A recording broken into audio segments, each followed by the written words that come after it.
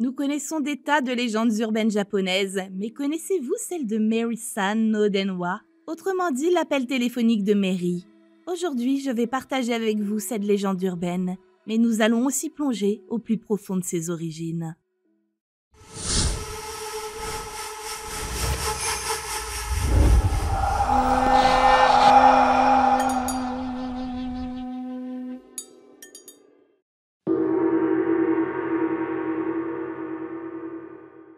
Avant de vous raconter cette légende urbaine, il faut savoir qu'il existe plusieurs versions de celle-ci, comme beaucoup d'autres légendes urbaines du même genre.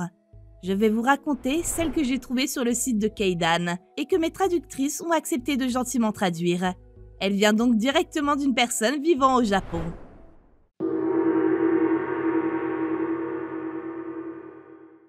Lors d'un déménagement, une petite fille oublia accidentellement sa poupée chérie. C'était la poupée qu'elle aimait le plus. Elle l'avait baptisée Mary. Inconsolable, la petite fille pleurait à chaudes larmes. Ses parents, ennuyés que leur fille soit si triste, lui promirent une nouvelle poupée. La petite fille accepta à contre-cœur et sécha ses larmes. Le temps passa, et petit à petit, l'enfant s'habitua à sa nouvelle vie. Elle en vint à oublier Mary. Une nuit, alors que ses parents n'étaient pas encore rentrés, le téléphone sonna. La jeune fille décrocha. « Allô, qui est-ce ? C'est Mary. Sais-tu où je suis ? Dans une benne à ordures. »« Hein ? Qui ?» Il y eut des grésillements, puis la ligne coupa. La jeune fille repensa à son ancienne poupée, Mary. Elle se dit que c'était sans doute une mauvaise blague, un canular téléphonique, mais c'était quand même inquiétant. Quelques minutes plus tard, le téléphone sonna à nouveau. Elle décrocha en pensant à un appel de ses parents. « Allô ? Maman, c'est toi ? C'est Mary. Sais-tu où je suis maintenant ? À la gare de Tokyo. » À nouveau des grésillements, et le téléphone raccrocha.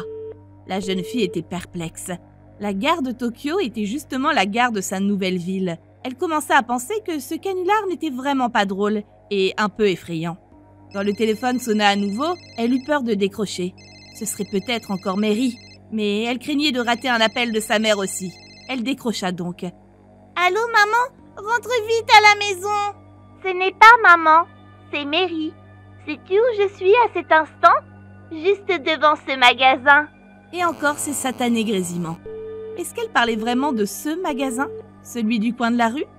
La jeune fille réalisa qu'à chaque appel, Mary se rapprochait de plus en plus. Une angoisse sourde l'envahit et commença à la ronger de l'intérieur.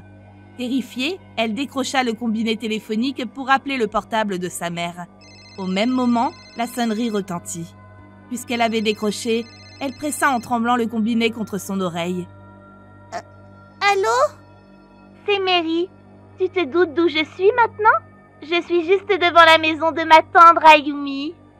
Grésillement. La jeune fille se mit à trembler. Ayumi était son nom. La personne qui l'appelait se trouvait juste devant chez elle. Terrorisée, la jeune fille arracha le câble du téléphone et regarda par la fenêtre.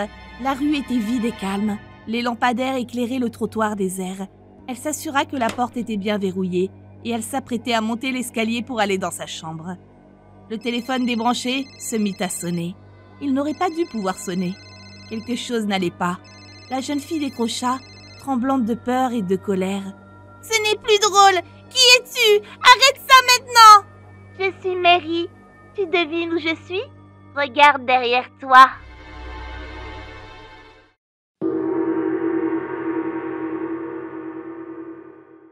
L'appel téléphonique de Mary est une légende urbaine très célèbre qui a de nombreuses versions comme je vous l'ai expliqué. Parfois, la poupée s'appelle Rika plutôt que Mary. C'est une légende très connue par les enfants au Japon puisqu'elle est liée à la vengeance des animaux abandonnés et la peur d'être traqué par derrière. Effrayant, n'est-ce pas ? Peu importe les alternatives de cette légende urbaine, celle-ci se termine toujours par « je suis juste derrière toi maintenant » ou « regarde derrière toi ». Ça amplifie la peur du rapprochement de Mary-san qui s'approche de plus en plus. Ça a permis à la légende de devenir extrêmement populaire parce qu'il laisse place à une imagination débordante sur ce qui peut se passer à la fin. Cependant, certaines personnes ont essayé de combler les lacunes et certaines variantes incluent les fins suivantes. La fille se fait assassiner une fois qu'elle se retourne. La fille se fait poignarder, bien que sa mort reste dans le mystère. Le cadre change pour un immeuble à la place d'une maison et les appels se rapprochent de son étage à chaque fois. Dans une autre légende, c'est un chauffeur de taxi qui reçoit les appels car il est en délai de fuite après avoir renversé une dénommée Mary. L'appelant est une poupée dénommée Rika-chan et non Mary-san. Si vous ne racontez pas cette histoire à 5 personnes après l'avoir entendue, Mary-san vous appellera ensuite. Voilà donc tant de variantes qui donnent un sacré charme à cette fameuse légende urbaine, vous trouvez pas?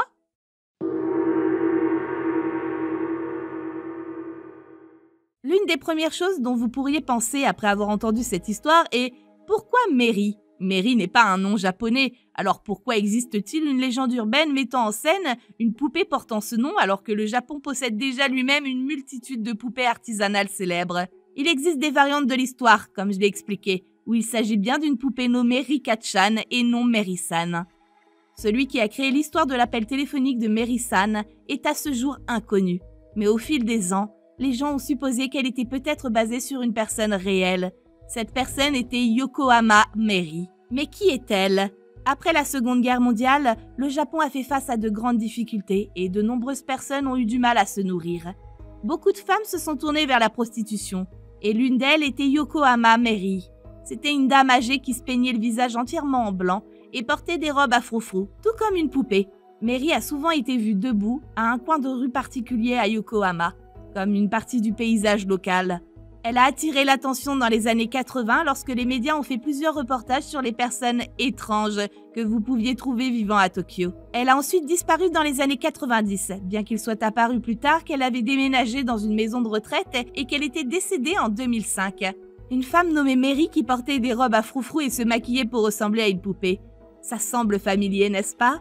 Il n'est pas impossible de penser que quelqu'un a créé une histoire effrayante sur cette femme à l'époque, qui s'est propagée par le bouche à oreille et s'est transformée en la légende de l'appel téléphonique de Mary-san aujourd'hui.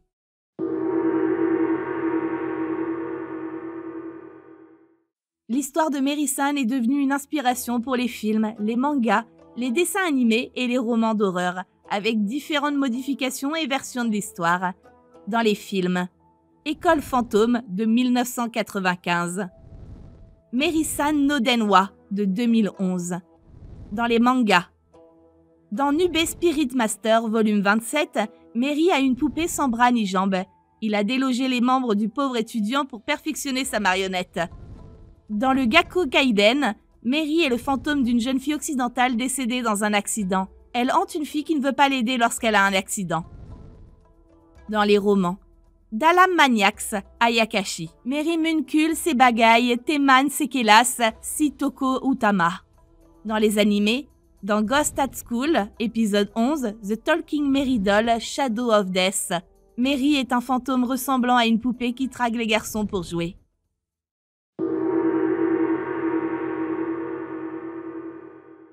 Donc en supposant que Mary-san vous appelle réellement, comment êtes-vous censé vous comporter avec elle? C'est en fait assez simple. 1. Ne répondez pas au téléphone. 2. Placez votre dos contre le mur. 3. Assurez-vous que la maison est bien verrouillée. 4. Même si elle apparaît derrière vous, ne vous retournez pas. 5. Avant qu'elle ne soit derrière vous, mettez-vous derrière elle.